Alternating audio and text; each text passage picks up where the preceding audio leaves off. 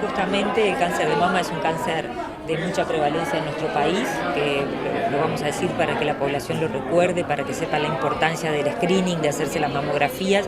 Tenemos unas 700 pacientes que fallecen al año por cáncer de mama, lo que serían 2 pacientes por día, por lo que es un cáncer que realmente estamos ocupándonos desde el punto de vista del Ministerio de Salud Pública. Uno de los pasos más que se han dado dentro de todo lo que ha sido las diferentes prestaciones que se han realizado en los últimos años, la incorporación de nuevos medicamentos, la incorporación de nuevos tamizajes.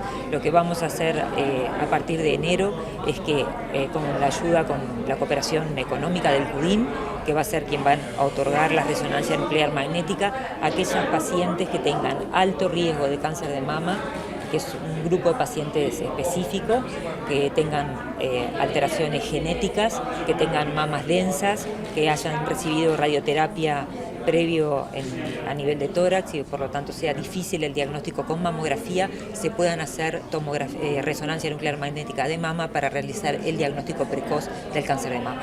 Algunas pacientes de la mayoría de los prestadores. Sí, la mayoría de los prestadores van a estar incorporados, todos los prestadores públicos, incluyendo policial y militar, la mayoría de los prestadores integrales privados, y hay un pequeño número que son los seguros privados que no están incluidos, pero bueno, es una disposición que bueno, en algún momento, por lo menos por ahora, no se puede a veces alcanzar de entrada todo el objetivo, pero bueno, la enorme mayoría de la población va a estar cubierta por esta nueva prestación.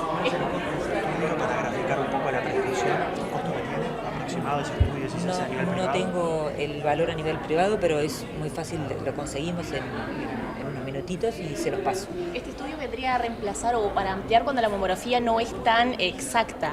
La mayor parte de las veces se puede hacer una mamografía previa y, por ejemplo, si se diagnostican este tipo de mamas fibrosas que lo requieren, en ese caso se hace la resonancia nuclear magnética. Otras se puede hacer directamente según la indicación del médico. Por ejemplo, aquellas pacientes que tienen alteraciones genéticas como el gen BRCA1 o BRCA2, que son malformaciones, alteraciones genéticas que predisponen familiarmente al cáncer de mama, a veces se puede hacer directamente la resonancia en ese grupo de pacientes. Precisamente sobre mamografía, Facino decía que se evalúa bajar a 40 o 45 años. ¿Por qué? ¿Cuál es la situación? Se está estudiando esa posibilidad para tratar de alcanzar a la mayor cantidad de mujeres posibles con diagnóstico temprano. Porque actualmente ha crecido la cantidad de mujeres jóvenes que tienen cáncer de mama. No es que ha crecido la cantidad de mujeres jóvenes, pero bueno, las pautas se van revisando, van creciendo las indicaciones y eso es algo que lo tienen que decidir los expertos, ¿no? Eso está, como lo explicó muy bien la doctora Facino, esto es algo que se va a decidir con la academia y con los expertos en cáncer de mama según las pautas internacionales. ¿Hay una fecha para definir eso? ¿Hay una fecha para definir eso? No tenemos una fecha que sea un deadline, pero por supuesto se está trabajando en eso y va a ser en las próximas semanas, antes de fin de año. Sí. La idea es definirlo este año. ¿En otros países ya se hace? ¿Ya es menor a 50 años? En algunos países es menor a 50 años, pero no en todos. No es una regla. ¿Qué otra información surge en este día respecto al cáncer de mama? Bueno, respecto al cáncer de mama, como dato importante tenemos que saber que hoy en día las pacientes se diagnostican la mayoría en un estadio 1 y 2, y el estadio 1 y 2, que son estadios tempranos, tienen una curación importante de un 80-90%, o sea que de ahí destacamos que Uruguay tiene un sistema de screening que es muy importante, la realización de la mamografía con el día libre pago para realizarse la mamografía es algo legal en Uruguay y por lo tanto pedimos a la población que se haga el screening de mama, que habitualmente es una mamografía cada 2 años entre los 50 y los 69 años, y si el médico lo requiere por alguna causa especial, por alguna prescripción especial, puede ser con mayor frecuencia. Las mujeres tienen que hacerse este estudio con esa frecuencia, con su día libre, para que si se diagnostica un cáncer de mama sea precoz y tenga posibilidad de tratamiento. Ministra, la saco de este tema y le pregunto a propósito de los casos de escarlatina, ¿cómo está la situación? Hay una serie de recomendaciones que ustedes han dado para los centros educativos. Sí, el caso, la escarlatina en realidad es una de las enfermedades que hay, el Diógenes, que es el germen que lo genera, que da escarlatina, da faringitis y da otras infecciones graves que son las que pueden causar la muerte, que son infecciones generalizadas, como puede ser la infección a nivel de la sangre, a nivel articular.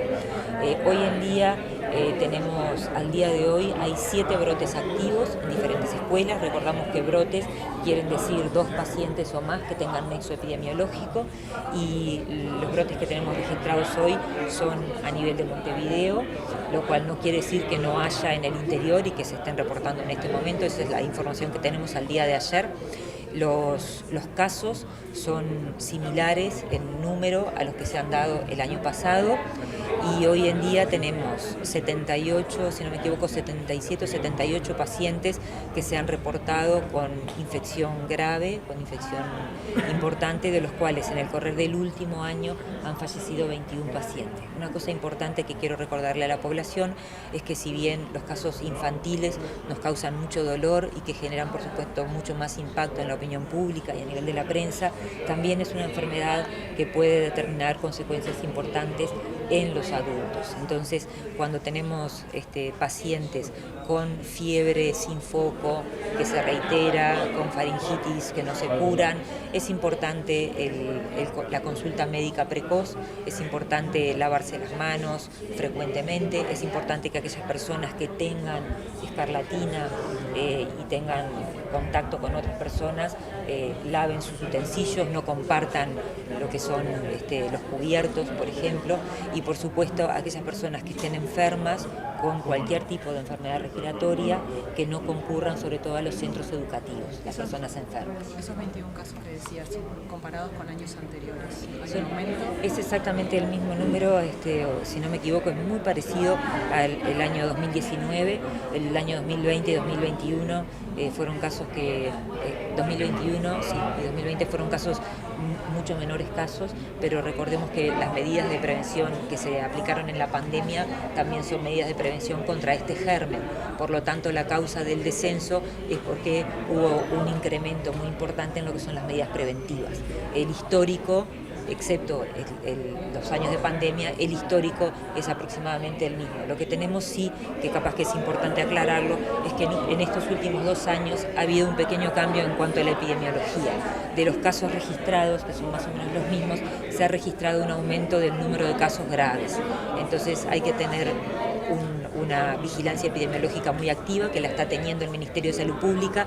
Se está haciendo un relevamiento de lo que es la resistencia antimicrobiana, y lo que tenemos como buena noticia para la población es que los gérmenes hoy en día siguen siendo sensibles a los antibióticos a los cuales disponemos. O sea que es una enfermedad que agarraba a tiempo en general, salvo algunos casos muy desafortunados que pueden suceder. Esta enfermedad es una enfermedad que en la mayoría de los casos se puede tratar con antibióticos y no deja secuelas y no es grave. Ministra, una vez que, si se toman las recomendaciones adecuadas en los centros educativos, las familias tienen la garantía de que pueden concurrir sus hijos a esos centros educativos y no hay ningún tipo de inconveniente, No, lo que le pregunto es a propósito de estas recomendaciones que hacen de limpieza, si realmente son efectivas a la hora del tema de los contagios. Bueno, las recomendaciones son efectivas, y el lavado de manos, el no concurrir enfermo a la escuela, la consulta temprana son las recomendaciones que se dan. Garantías de que los niños no se van a contagiar en la escuela, por supuesto que no podemos dar, porque es una enfermedad infecciosa y las enfermedades infecciosas se pueden contagiar en cualquier ámbito. Puede no ser en la escuela, puede ser también en el ámbito domiciliario, y esto no es una causa para no enviar a los niños a la escuela. Le preguntaba por la vuelta a clases, por ejemplo, en el centro educativo, en el Liceo 60, en la escuela 60, donde sucedió lamentablemente el deceso de este niño de 5 años. ¿Se tomaron las medidas necesarias de limpieza? Se puede volver a clase, los padres pueden enviar a los niños sin ningún problema después que se tomaron las medidas de aislamiento de ese niño, de limpieza del local y demás. No hay riesgo para los niños, pueden perfectamente volver a concurrir a clases. En esta época del año, según indicaba el comunicado del Ministerio. Y bueno, son virus estacionales, ¿no?, que se relacionan, y bacterias, en este caso es una bacteria, pero es estacional, tiene una circulación más importante en esta época del año, como pueden ser los virus de índole digestiva o las diarreas, que son más frecuentes a nivel del verano. En esta época son más frecuentes estas enfermedades. Usted nombraba un caso nombraba brotes en Colonia, pero hay Colonia no, perdón, en Montevideo, sí. pero hay en otros también departamentos casos, ¿en cuáles serían? Nosotros no tenemos informados brotes en otros departamentos, si no se los hubiese dicho, pero no sabemos si en este momento nos están registrando. Los datos que yo tengo son de ayer a las 10 de la noche. Hoy en la mañana no sabemos. Porque la inspectora técnica de primaria ayer justamente manifestaba que había 7 casos en Montevideo y 1 en Colonia. Los casos aislados no son de reporte obligatorio. Lo que es de reporte obligatorio son los brotes, y de reporte obligatorio son aquellas enfermedades que salen de la presentación clínica habitual. Por ejemplo, cuando dan una invasión sistémica y un caso grave, eso es de reporte obligatorio. Pero pueden haber casos de escarlatina, de enfermedades que no sean graves, que no sean brotes, que no estén reportados al Ministerio de Salud Pública. Eso puede pasar, sí. ¿Está la confirmación de casos en Maldonado, en Soriano? Si los casos confirman brotes, tienen que ser de denuncia obligatoria. Es decir, si hay un brote, lo van a informar al Ministerio de Salud Pública. Si hay algún caso aislado que no sea brote, no está la obligación de informarlo y puede ser que de repente ustedes se enteren hasta antes que nosotros. Eso puede suceder.